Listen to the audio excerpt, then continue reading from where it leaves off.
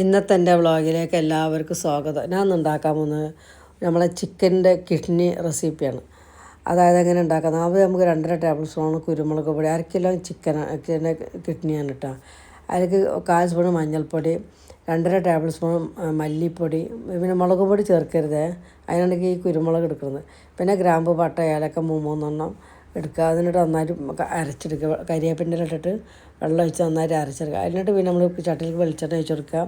അതിലേക്ക് ഇഞ്ചി വെളുത്തുള്ളി ഓരോരോ പിടി, പിന്നെ ചെറുള്ളി ഒരു 10 പിന്നെ ഒരു സവാള, ഇതൊക്കെ നന്നായി പൊടി ആക്കിയ ശേഷം അതിലേക്ക് നന്നായി വെളിച്ചെണ്ണ ഒഴിച്ച് മൂപ്പിച്ച് വെന്ത് വരുമ്പോൾ നമ്മൾ ഈ മസാല അരച്ചതുണ്ടല്ലോ അത് ഒഴിച്ച് കൊടുക്കുക. ഒരു തക്കാളി അരിഞ്ഞിട്ട് കൊടുക്കുക. അതിനുശേഷം അതിൽ ഇടയിൽ ഒന്നൊരു വെളിച്ചെണ്ണ ഒഴിച്ച് കൊടുക്കുക. ഉപ്പിട്ട് കൊടുക്കുക, ആവശ്യത്തിലുള്ള ഉപ്പിട്ട് കൊടുക്കുക. നന്നായി ഒന്ന് ഉടച്ചെടുക്കുക നമ്മളെ ഈ മസാല. അതിനുശേഷം നമ്മളെ ചിക്കൻ്റെ കിഡ്നി അതിട്ട് കൊടുക്കുക. നന്നായിട്ട് വേവിച്ചെടുക്കുക. നല്ല ടേസ്റ്റ്. ഈ രീതിയിലൊന്നും ഉണ്ടാക്കി നോക്കുകൊണ്ട് ഈ കുരുമുളകിൽ തന്നെ ഉണ്ടാക്കണം കേട്ടോ. മുളകും പൊടി ചേർക്കരുതേ. നല്ല രസമാണ്.